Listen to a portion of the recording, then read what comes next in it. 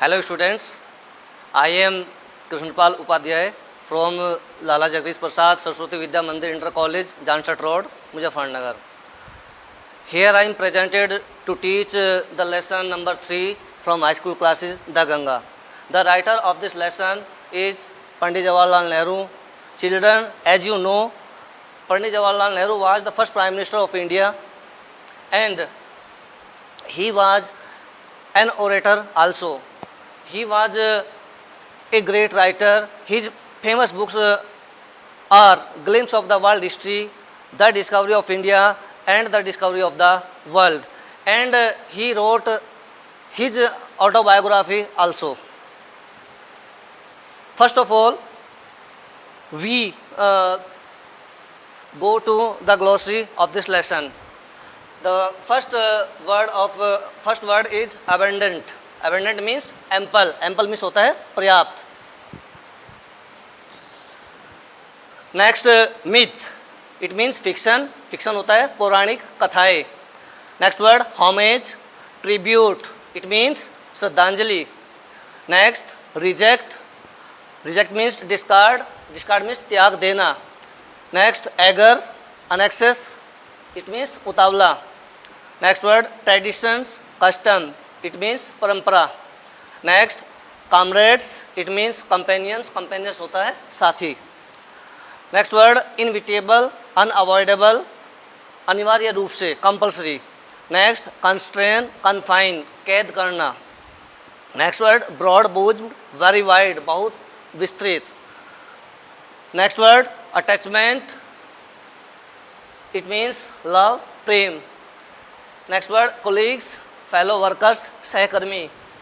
Next triumphs. Triumph means victories, Vijay. Children, I am going about the lesson. The present lesson is an extract from the last will and testament written in 1954. In the beginning of the lesson, Pandit Jawaharlal Nehru expresses his gratitude for the love and affection of all classes of Indian people. Then he expresses his love for the Ganga, which is beloved of her people. He says that the Ganga has been a symbol of India's age-long culture and civilization. So, as a symbol of his love, he wanted that a handful of his ashes should be thrown into the Ganga and the major portion of them should be scattered over the fields of India. Let's read the lesson. I have received so much love and affection from the Indian people that nothing that I can do can repay even a small fraction of it, and indeed there can be no repayment of so precious thing as a affection. बच्चों, इस sentence में पंडित जवाहरलाल नेहरू कहते हैं कि मुझे भारत के लोगों से अत्यधिक स्नेह प्रेम प्राप्त हुआ है और मैं बहुत भाग्यशाली हूँ कि मुझे इतना प्रेम अपने देशवासियों से मिला है और प्रेम जैसी वस्तु का बदला भी नहीं चुकाया जा सकता. Many have been admired, some have been revered, but the affection of all classes of the Indian people has come to me in such abundant. It means काफ़ी लोगों ने admired प्रशंसा की, revered सम्मान दिया, affection प्रेम दिया, लेकिन जो भारत के लोगों से मुझे प्रेम मिला है उसको पा करके मैं भाव विभोर हो जाता हूँ, पर्याप्त मात्रा में जो मुझे मिला है.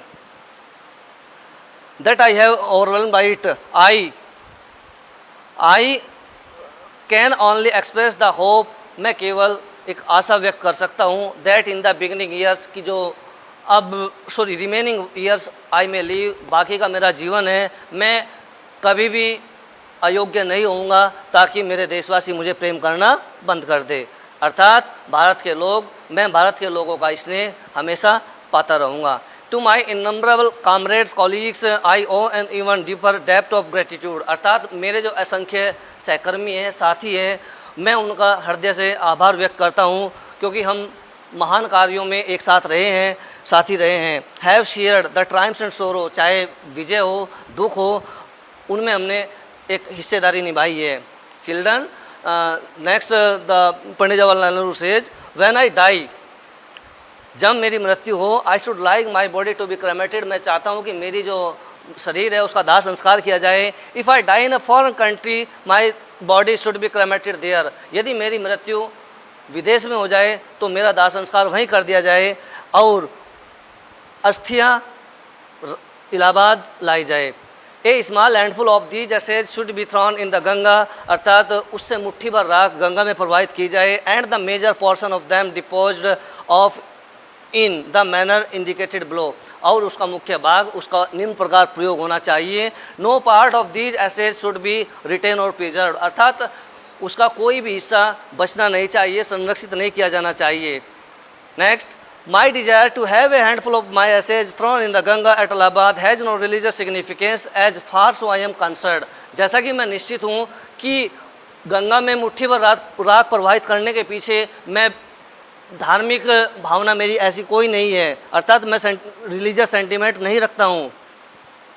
I have been attach to the Ganga and the Jamuna river in Allahabad ever since my childhood, मैं बचपन से गंगा और यमुना नदियों से जुड़ा हुआ हूँ। As I have grown older, जैसे जैसे मेरा जीवन मैं बड़ा हुआ तो ये अटैचमेंट लगाव ये भी बढ़ता गया। I have watch their varying moods at the season change, जैसे सीजन चेंज होता है तो मैंने गंगा के अनेक रूपों को देखा है। I have watch their varying moods at the season change and have often thought of the history and myth, और जो इतिहास है, मिथ, पौराणिक कथाएं, ट्रेडिशन, परंपराएं हैं और सॉन्ग, इससे जुड़े जो गीत है, स्टोरी, कहानियाँ हैं, that have become attach to them the long age and become part of the following Ganga, अर्थात ये संस्कृति भारत की जो क्रियाएं हैं ये गंगा से जुड़ी हुई है। The Ganga specially is the river of India, Ganga मुख्य रूप से भारत की नदी है। Beloved of her people, Bharat के लोगों के लिए अति प्रिय है। Round which are intertwine her rational memories, उसकी जातीय जो स्मृतियाँ हैं, हर होप्स आशाएं हैं, फियर्स भय, सॉन्ग्स ऑफ ट्राइम्स विजय, गीत विक्ट्रीज जीत, हर डिफीट्स सभी से वह जुड़ी हुई है। She has been a symbol of India's age long culture and civilization, वह भारत की लंबी जो संस्कृति है, सभ्यता है, उसका एक प्रतीक रही है। एवर चेंजिंग, जो हमेशा परिवर्तनशील रही है। फॉलोइंग, बढ़ती रही है। Yet ever the same Ganga, और गंगा हमेशा एक जैसी बनी रही है। She reminds me of the snow covered peak and deep valleys of the Himalayas, वह मुझे हिमालय की जो बर्फ़ से ढकी हुई चोटियाँ हैं उन और गहरी जो घाटियाँ हैं उनका स्मरण कराती है। Which I have love so much, जिन्हें मैं इतना अधिक प्रेम करता हूँ। And of the rich and vast plains below where my life and work have been cast, जहाँ मेरा जीवन और मेरा कार्य संपन्न हुआ है। Smiling and dancing in the morning sunlight and dark and gloomy and full of mystery as the evening shadow falls, it means कि प्रातःकाल गंगा स्माइलिंग, मुस्कुराती हुई, डांसिंग, नृत्य करती हुई प्रतीत होती है और शाम के समय वह अंधेरी, निराशपूर्ण और रहस्य से परिपूर्ण दिखाई पड़ती है। और सर्दी के मौसम में वह नैरो मीन्स पतली, तंग बन जाती है। और vast roaring thing during the monsoon, और मानसून के समय वर्षा ऋतु में वह दौड़ते हुए शेर के समान बन जाती है। ब्रॉड बूझ with it means very wide, बहुत उसका विस्तार बढ़ जाता है। ऑलमोस्ट द सी, समुद्र की पावर शक्ति उसमें आ जाती है। With the something sees power to destroy, विनाशकारी वह बन जाती है। The Ganga has been a symbol the Ganga has been to me a symbol, मेरे लिए गंगा एक प्रतीक रही है। And memory of the past of India, और अतीत का जो भारत है उसकी यादें जुड़ी हुई है। रनिंग इनटू द प्रेजेंट, वर्तमान काल तक चली आ रही है और भविष्य में भी वह उसको आगे बढ़ाएगी। एंड थो I have discarded much of the past tradition and custom, यद्यपि हमने अतीत की जो परंपराएं हैं, कस्टम्स है, ट्रेडिशंस है, उनसे हमने काफ़ी अलग हो गए हैं। एंड एम अनेक्सेस, और मैं बड़ा उत्सुक हूँ that India should read herself all cycles, की भारत को उन सभी बंधनों से मुक्त हो जाना चाहिए जो भारत के लोगों को संकुचित करते हैं और उनका जो विकास है उसको वो रोकते हैं और उनका लोगों का दमन करते हैं। And prevent the development of the body and spirit, though I see, यद्यपि I do not wish to cut myself off from the past completely, अतीत से पूर्ण रूप से अलग होना मेरी ऐसी कोई इच्छा नहीं है। I am proud of that great inheritance that has been, और जो सांस्कृतिक विरासत है मुझे उस पर गर्व रहा है। And I am conscious that I too, कि मैं भी उसकी एक चैन हूँ, उस चैन की मैं अनब्रोकन लिंक, अर्थात मैं उसकी एक कड़ी हूँ श्रृंखला की। In the unbroken chain which goes back to down history of a memorial past of India, जो अतीत से हमें जोड़ती है। That chain I would not break, उस चैन को मैं नहीं तोड़ना चाहूँगा, उस श्रृंखला को मैं नहीं तोड़ना चाहूँगा।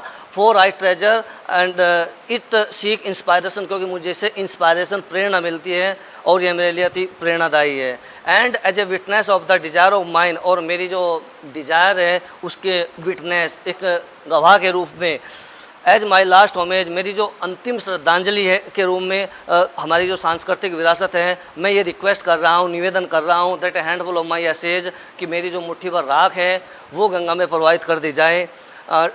Eight Allahabad to be carried to the great oceans that washes India shore, जो भारत के तट को धोता है। The major portion of my ashes should however be dispose of otherwise, और उसका मुख्य भाग, उसका उपयोग निम्न प्रकार से किया जाना चाहिए।